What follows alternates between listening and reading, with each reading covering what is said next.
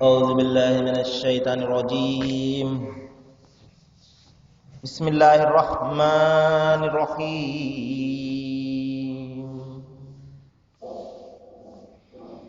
يوم تجد كل نفس ما عملت من خير محضرا وما عملت من سوء تود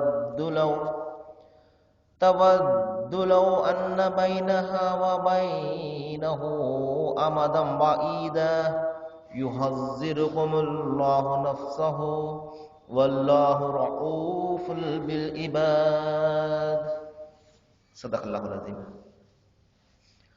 అనంత కరుణామయుడు, అపార కృపాశీలుడు, పాలకుడు, పోషకుడు, సర్వలోక ప్రభు అయిన సృష్టికర్త అల్లాహ్ శుభనామంతో ప్రారంభిస్తున్నాను. సోదరులారా, సోదరిమణులారా, అయ్యలారా, అమ్మలారా, అస్సలాము అలైకుం రహమతుల్లాహి వబరకాతుహు. దీని అర్థం, సర్వలోక సృష్టికర్త, సర్వలోక ప్రభు అయినటువంటి అల్లాహ్ మనందరి జీవితాలలో శుభాలను, శాంతిని కురిపించునుగాక. ఆమీన్. ఇంతవరకు మీ ముందు మనందరి ప్రభు అయినటువంటి దైవం అల్లాహ్ మానవాళి కోసం అవతరింపజేసినటువంటి చివరి దైవ గ్రంథం దివ్య ఖురాన్ నుండి 3వ అధ్యాయం 30వ వాక్యం యొక్క అరబీ మూలంను మీ ముందు పఠించడం జరిగింది. దీని యొక్క తెలుగు అనువాదాన్ని ఒకసారి ఆలకించండి. ప్రతి మనిషి తాను చేసిన, మంచి చేసినా లేక చెడ్డ చేసినా, దాని ఫలితాన్ని ప్రత్యక్షంగా చూసే రోజు ఒకటి రాబోతుంది. ఆ రోజున మనిషి, ఈ రోజు నాకు ఇంకా దూరంగా ఉంటే ఎంత బాగుండేది అని ఆ రోజున మనిషి వాపోతాడు. అల్లాహ్ తనకు భయపడండి అని మిమ్మల్ని హెచ్చరిస్తున్నాడు. వాస్తవానికి తన దాసులుంటే ఆయనకు ఎంతో ప్రేమ. సోదరులారా, మరణానంతర జీవితాన్ని గురించి దైవం ఇక్కడ ఒక హెచ్చరికను చేస్తున్నాడు. ఎందుకంటే మనిషి సహజంగా తనకు ఈ జీవితం మీద అత్యంత ఆసక్తి ఉంటుంది. ఇక్కడ ఈ జీవితాన్ని ఎంతో అందంగా మలుచుకోవాలి నేను అని అతను ఇక్కడ ఈ జీవిత సౌకర్యాలను పొందడం కోసము మరి అనేక రకాలుగా కృషి చేస్తుంటాడు. దాన్ని ఏదో ఒక విధంగా కష్టపడి సాధించడానికి కూడా ప్రయత్నాలు చేస్తుంటాడు. అయితే సోదరులారా, దైవం ఇక్కడ ఒక విషయాన్ని గురించి మరి స్పష్టంగా చెప్తున్నాడు. అదేమిటంటే, ఈ జీవితము ఇది తాత్కాలికమైన జీవితము అని ఇక్కడ అనేక సందర్భాలు చెప్పడం జరిగింది.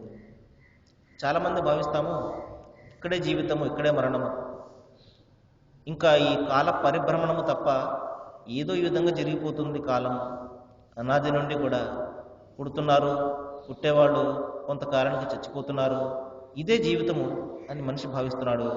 తద్వారా ఈ తాత్కాలికమైనటువంటి జీవితం అందంగా మలుచుకోవడం కోసము అవసరమైతే మరి అన్యాయానికి, అక్రమాలకు కూడా పాల్పడి ఏదో ఒక విధంగా ఇక్కడ సౌకర్యాలను, సుఖాలను పొందడానికి ప్రయత్నం చేస్తున్నాడు. సోదరులారా, అయితే అసలు వాస్తవం ఏమిటంటే, మరణానంతర జీవితం అనేది ఒకటి ఉన్నది. అక్కడ ఫలితం అనేది ఇక్కడ మనం చేసుకున్నటువంటి కర్మల ఆధారంగానే ఇక్కడ దక్కుతుంది. మంచైనా చెడైనా ఈ విషయాన్ని గురించి మనం ఇక్కడ ఆలోచించాలి. ఎందుకంటే సోదరులారు, ఇక్కడ మనము ఏ పనులైతే మనం చేస్తుంటామో దాని యొక్క ఫలితాన్ని ఇక్కడ మనం ఎంత మాత్రం కూడా పొందే అవకాశం ఉండదు. ఇక్కడ కేవలం మనము సాగుబడి చేస్తున్నాము, పొలంలో విత్తనాలు జల్లుతున్నాము, మరి దుక్కి దున్నుతున్నాము. ఇక్కడ మనము సాగుబడి మాత్రమే చేస్తున్నాము. దీని ఫలాన్ని మనం ఇక్కడ అనుభవించాము, మరణానంతర జీవితంలో అనుభవిస్తాము.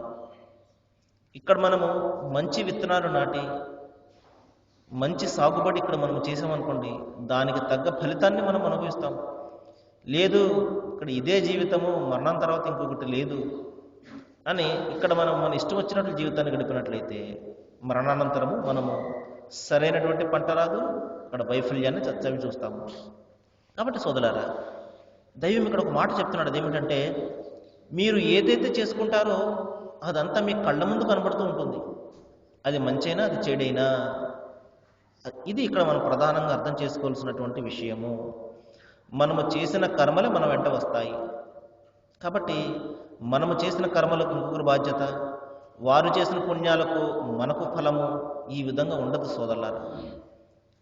తండ్రి చేసినటువంటి మంచి పనులు ఆయనకి చెల్లుతాయి, కుమారుడు చేసినటువంటి పనులు అతనికి చెందుతాయి.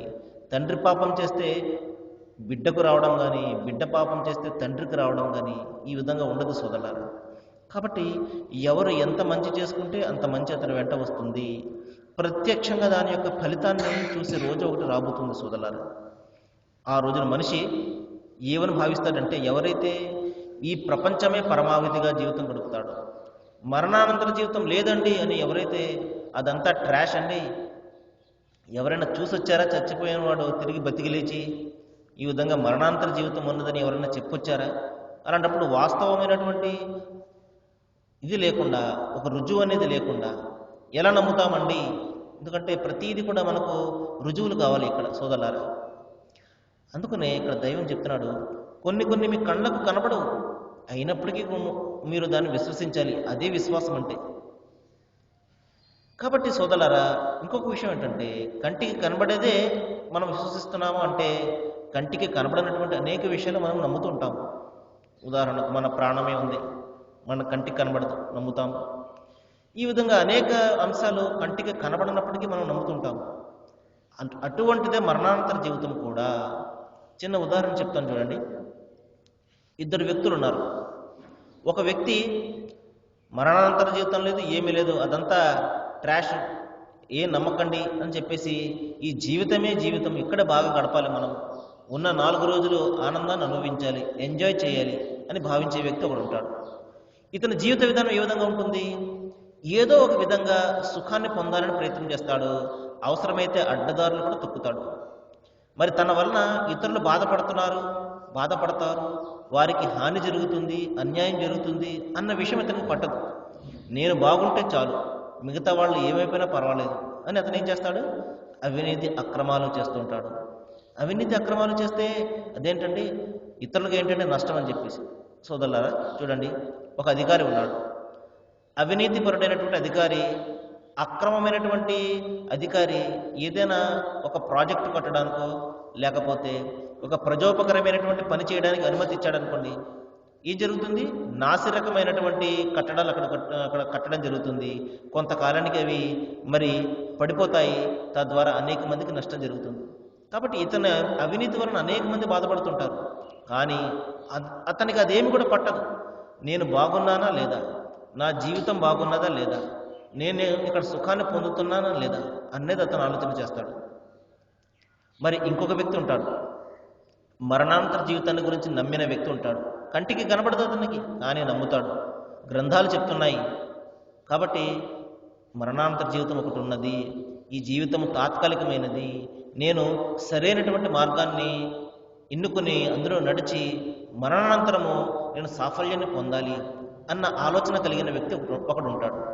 అతని జీవితం ఏ విధంగా ఉంటుంది? దైవ భీతితో కూడుకుని ఉంటుంది. దైవానికి భయపడుతూ ఉంటాడు, ఏదైనా చెడ్డ పని చేయడానికి భయపడుతూ ఉంటాడు, అన్యాయ మార్గము, అక్రమమైన మార్గము తొక్కడానికి భయపడతాడు. అరే, దైవం ప్రశ్నిస్తాడు నన్ను, నేను ఇటువంటి పనులు చేయకూడదు, ఇక్కడ నన్ను ఎవరు పట్టకపోవచ్చు, కానీ మరణానంతరం నన్ను పట్టుకోవడం జరుగుతుంది అన్న భయంతో అతను ఏం చేస్తాడు? అనేక మార్గాలు, అవినీతి మార్గాలు అతను కళ్ళ ముందు కనబడుతున్నప్పటికీ కూడా వాటి జోలికి పోడు. అతని ద్వారా సమాజానికి మంచి జరుగుతుందా, చెడు జరుగుతుందా? మంచి జరుగుతుంది సోదరులు చూడండి. కాబట్టి మరణానంతర జీవితం ఉన్నది అని నమ్మే వ్యక్తి వలన సమాజానికి మంచి జరుగుతుంది. అతని వలన ఎవరు కూడా బాధపడరు. సరే, ఇద్దరు కూడా చనిపోయారు సోదరులారా. వాస్తవానికి మరణానంతర జీవితం అనేది లేదనుకోండి, ఏ గొడవ కూడా ఉండదు, ఇద్దరు కూడా రక్షింపబడిపోతారు. అప్పుడు ఉన్నదని నమ్మినవాడు బతికిపోతాడు, లేదు అని నమ్మినవాడు బతికిపోతాడు, ఎందుకంటే లేనే లేదు కాబట్టి. కానీ వాస్తవానికి ఒకవేళ ఉందనుకోండి, అప్పుడు ఎవరు బతుకుతారు, ఎవరు రక్షింపబడతారు? ఎవరైతే ఈ ప్రపంచంలో మరణానంతర జీవితం ఉన్నది అని ఒక నైతికబద్ధమైనటువంటి జీవితం గడుపుతాడో అతను అక్కడ సాఫల్యాన్ని పొందుతాడు, లేదు అన్నాడు నష్టపోతాడు. కాబట్టి ఏ విధంగా చూసుకున్నా కూడా ఉన్నది అని మనము నమ్మి జీవితం గడపడంలోనే మనకు ఇక్కడ శాంతి, పరలోకంలో కూడా మనకు సాఫల్యము. లేదు అన్నాం అనుకోండి, ఇక్కడ కూడా అస్తవ్యస్తమైనటువంటి జీవితం. మన జీవితం సక్రమంగా ఉండదు, అవినీతిమయము, అక్రమాలమయమవుతుంది. మన ద్వారా ప్రజలు బాధపడతారు. మన వలన సమాజానికి చెడు నష్టము తప్పించి ఏది కూడా ఉండదు. కాబట్టి సోదరులారా, మరణానంతర జీవితం అనేది తప్పనిసరి అయినటువంటి అంశంగా మనము నమ్మినట్లయితే అది మనకు మంచిది, మన చుట్టూ ఉన్నటువంటి మన సమాజానికి మంచిది. మరణానంతరం కూడా అదే సాఫల్యాన్ని మనకు ఇచ్చేది. అదే విషయాన్ని దైవం ఇక్కడ చెప్తున్నాడు. మీరు ఆ దినాన్న చూసి, ఆ దినాన్న మరణానంతరము ఆ జీవితాన్ని మీరు చూసిన తర్వాత, ఎవరైతే ఈ ప్రపంచంలో ఇక్కడే జీవితము అని గడిపాడో, అనేకమైనటువంటి చెడు పనులు చేస్తూ గడిపాడో, ఆ రోజున అతను అనుకుంటాడు, అర్రే నేను తప్పు చేశాను, నేను ఇది లేదని చెప్పేసి నేను భావించేవాడిని ప్రపంచంలో ఉన్నప్పుడు. ఇప్పుడు ఏమైనా కళ్ళ ముందు ఇది కనబడుతుంది, ఇది దూరంగా ఉంటే ఎంత బాగుండేది, నాకు చావు రాకుండా ఉంటే ఎంత బాగుండేది, నాకు ప్రపంచంలో వచ్చినటువంటి చావే చివరి చావు అయితే ఎంత బాగుండేది అని చెప్పేసి అతను వాపోతాడు.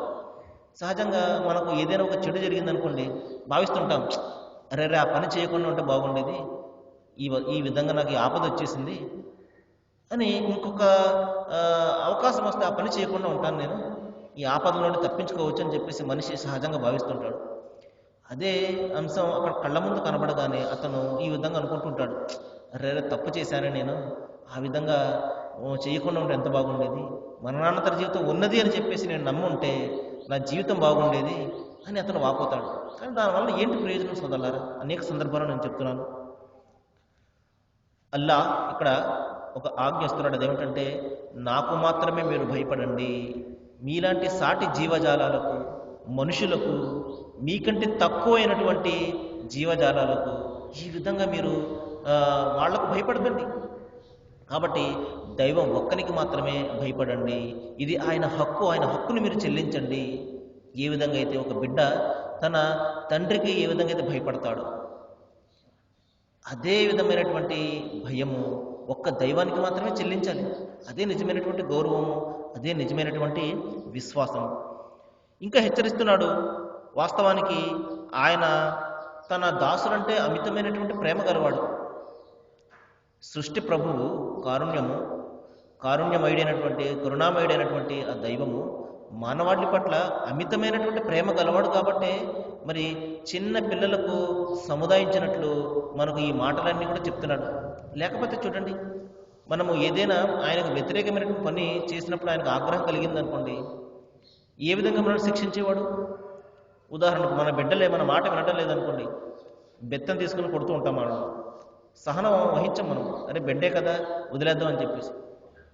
సోదరులారా, మరి చూడండి, పాపాల మీద పాపాలు చేస్తున్నాము, ఆయనకు దూరంగానే పోతున్నాము, ఆయనను ఎంత మాత్రం కూడా మనము జ్ఞాపకం పెట్టుకోవడం లేదు, ఆయనకు కృతజ్ఞతలు తెలపడం లేదు. అయినప్పటికీ కూడా ఆయన మన మీద ఆగ్రహం చెందడం లేదు. సోదరులారా, ఈ కరుణను ఒకసారి మనము మన మనసులో పెట్టుకున్నాము అంటే దేవుని యొక్క తత్వాన్ని తప్పనిసరిగా మనము తెలుసుకున్న వాళ్ళం అవుతాము. ఆ తర్వాత సోదరులారా, మరికొద్దిసేపు మనము కారుణ్యమూర్తి మహాప్రవక్త ముహమ్మద్ సల్లల్లాహు అలైహి వసల్లం వారు బోధించినటువంటి కొన్ని ప్రవచనాలను గురించి చూద్దాము. మహాప్రవక్త ముహమ్మద్ సల్లల్లాహు అలైహి వసల్లం వారు మానవాళి కోసము వచ్చినటువంటి ప్రవక్త. మరి అంతిమ దైవ గ్రంథం ఖురాన్లో ఆయన గురించి చెప్తున్నాడు, వమా అర్సల్నాక ఇల్లా రహమతుల్ లిల్ ఆలమీన్ అంటున్నాడు. అంటే ఓ ప్రవక్త, మేము మిమ్మల్ని సర్వమానవాళి కోసము కారుణ్యంగా చేసి పంపించాము అంటున్నాడు. కాబట్టి ఆయన పలికే ప్రతి పలుకు, చెప్పినటువంటి ప్రతి మాట కూడా మరి ఆణిముత్యాలు లాంటివి, మన జీవితాలకు ఎంతగానో ఉపయోగపడేవి. మన జీవితాన్ని చక్కగా మలుచుకోవడం కోసము, మన సమాజాన్ని శాంతిమయం చేసుకోవడం కోసం అవి ఎంతగానో ఉపయోగపడతాయి. కాబట్టి అటువంటి మహనీయుని మాటలను మనము విని వాటి ప్రకారం ఆచరించినట్లయితే నిస్సందేహంగా మనకు సాఫల్యం అనేది దక్కుతుంది. ప్రవక్త వారు చెప్తున్నారు, మనకు భయం ఆవహించినప్పుడు, ఏదైనా కష్టాలు ప్రమాదాలు కలిగినప్పుడు ఏ విధంగా మనము మన ప్రవర్తన ఉండాలో ప్రవక్త వారు చెప్తున్నారు. ఒక సందర్భంలో చెప్పారు, మీ మీద ఒక భయంకరమైనటువంటి కాలం ఒకటి రాబోతుంది. మరి ఏ విధంగా అయితే ఆకలి కొన్నవారు వడ్డించి ఉన్న భోజనం మీద విరుచుకు పడతారో అదేవిధంగా ఇతరులు ఇతరులు అంటే దైవాన్ని తిరస్కరించేవాళ్ళు, దైవానికి సాటి సమానం కల్పించేవాళ్ళు, ఈ ప్రపంచమే పరమావధిగా జీవితం గడిపేవాళ్ళు, మరణానంతర జీవితాన్ని నమ్మని వాళ్ళు, దైవం లేదు, దైవ గ్రంథం లేదు, మా ఇష్టం వచ్చిన జీవితం గడుపుతాము అని భావించేవాళ్ళు, వీళ్ళందరూ కూడా ఏం చేస్తారు? సత్యాన్ని అణచడానికి ప్రయత్నం చేస్తారు. దైవం ఒక్కడే అని ఎవరైతే సత్యం గురించి మరి ప్రచారం చేస్తుంటారో అతన్ని అణచడానికి ప్రయత్నం చేస్తుంటారు. సమాజాన్ని బాగుపరచడం కోసము మరి మంచిని ఎవరైతే బోధిస్తూ తిరుగుతుంటారో వాళ్ళను అణచడం కోసము, వాళ్ళను మరి అణిచివేయడం కోసం వాళ్ళు ప్రయత్నం చేస్తుంటారు. ఇటువంటి వారు ఏం చేస్తారు? మీ మీద ఆకలి ఉన్నవాళ్ళు భోజనం మీద ఏ విధంగా విరుచుకుపడతారో ఆ విధంగా మీ మీద విరుచుకుపడతారు అని ప్రవక్త వారు చెప్పారు. అప్పుడు శిష్యులు అడిగారు, ఓ ప్రవక్త, ఆ సమయంలో మేము చాలా తక్కువ మంది ఉంటామా? తద్వారా అందరూ కూడా మా మీద మరి విరుచుకుపడడానికి మా బలం ఏమిటో ఏది ఉండదా అని ప్రవక్త వారిని అడిగారు. అప్పుడు కారుణ్యమూర్తి మహాప్రవక్త ముహమ్మద్ సల్లల్లాహు అలైహి వసల్లం చెప్పారు, లేదు లేదు, మీ సంఖ్య చాలా ఎక్కువగా ఉంటుంది. అయినప్పటికీ కూడా మీరు నీటి ప్రవాహంలో కొట్టుకుపోయే గడ్డి పరక మాదిరిగా తేలికగా అయిపోతారు. మీ భయం కానీ లేకపోతే మీ గురించిన గౌరవం కానీ ప్రజలలో ఉండదు.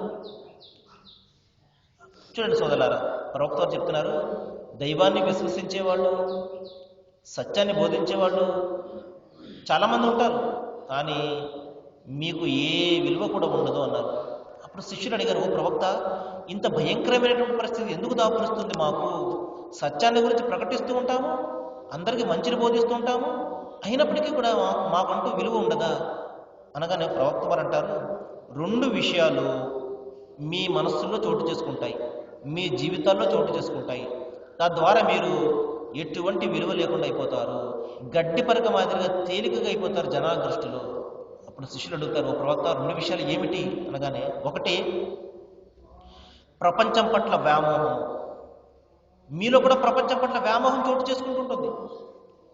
చూడండి సోదరులారా, మరి నిన్న ఒక చిన్న కూటమి ఏర్పాటు చేయడం జరిగింది. సత్యాన్ని గురించి ప్రకటించడం కోసము, దైవం ఒక్కడే అన్న సత్యాన్ని ప్రకటించడం కోసము మరి చిన్న కూటమిని ఏర్పాటు చేయడం జరిగింది. అదే సందర్భంలో టీవీలో ఒక ప్రోగ్రాం రావడం జరిగింది, సినిమా యాక్టర్ల ప్రోగ్రాం. అందరూ టీవీలకు తొక్కుపోయారు. అక్కడ వచ్చిన వాళ్ళు చాలా తక్కువ మంది వచ్చారు. ఈ విధంగా ఎందుకు? ప్రాపంచిక వ్యామోహము, ఏదో ప్రపంచాన్ని పొందాలి, ఆ తలుపు బెలుకులు, ఈ విధంగా ప్రపంచంలోనే అన్నీ కూడా సాధించేయాలి, అన్నీ కూడా పొందేయాలి, ఈ ఆకర్షణమయ్యే ప్రపంచానికి లొంగిపోయి సత్యాన్ని గురించి ఎవరైనా చెప్తున్నా దాని గురించి పట్టించుకునేవాడే లేడు ఈ రోజున. ఎందుకని ప్రవక్త వారు చెప్పారు, మీలో ప్రాపంచిక వ్యామోహం చోటు చేసుకుంటుంది, ఇంకా మరణం పట్ల భయం మీలో కలుగుతుంది. ఈ రెండు విషయాలు ఏ జాతిలోనైతే ఉంటాయో ఆ జాతి సర్వనాశనం అయిపోతుంది సోదరుల. మరణం పట్ల భయం ఎప్పుడైతే కలుగుతుందో మనిషి భయపడిపోతాడు. దైవం కంటే భయం అతనికి మరణం అంటేనే భయం కలుగుతుంది.